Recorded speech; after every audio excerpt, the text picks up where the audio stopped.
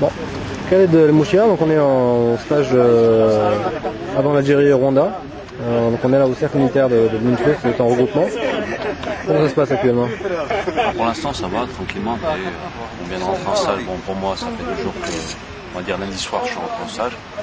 Donc ça se passe le plus normalement du monde. Il y a un match dimanche. On va rentrer tout doucement dans la partie. Donc c'est ce qui nous attend et on espère que ça va bien se passer chez nous. Donc c'est là depuis un petit moment, depuis le début des qualifs. Est-ce que tu sens un petit peu la pression monter? Franchement pas encore. Sincèrement non, parce qu'il y a un groupe qui commence à avoir une certaine expérience en ce moment. On est confiant, sans être comment dire, prétentieux ou orgueilleux, on est très confiant.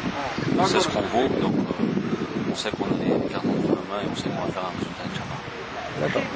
Toi, ta situation au sein de l'équipe, tu te sens maintenant comme un titulaire après un...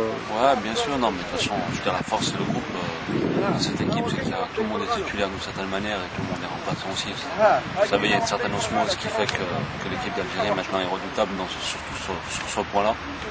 Maintenant, c'est vrai que voilà, depuis que j'y suis, j'ai fait tous mes matchs en tant que titulaire. Ça se passe bien sur un plan personnel. Mais l'essentiel, c'est que l'équipe nationale va atteindre ses objectifs, c'est-à-dire la Coupe du Monde et la Coupe d'Afrique. Pour la Coupe d'Afrique, c'est acquis, et surtout la Coupe du Monde.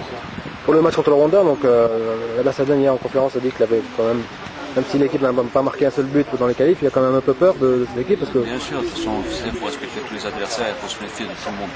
Il ne faut pas avoir un péché d'orgueil. C'est un adversaire qui arrive ici à Alger, qui va défendre ses couleurs. Donc maintenant, nous, on a la première des choses, c'est déjà de ne pas se focaliser sur le résultat, c'est de prendre les 3 points déjà ici à Alger. Et puis après, c'est de bien jouer pour essayer de faire un résultat positif. Maintenant, marquer le plus, nous, on ne dirait pas non, tu vois, pas de souci de ce côté-là. Mais il ne faut pas se tromper d'objectif, c'est d'abord les 3 points. D'accord.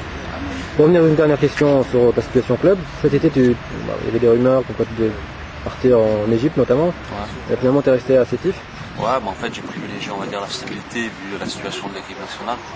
On va dire que voilà, le fait que l'équipe nationale joue aussi contre l'Égypte le 14 novembre m'a fait réfléchir sur le fait de partir en Égypte, ce n'est pas le bon moment.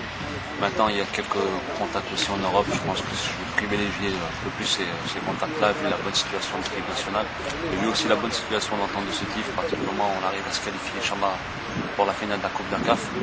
Donc ça va être une bonne opportunité à saisir. Ok, on te remercie, on te souhaite bonne chance. Il n'y a pas de problème, merci.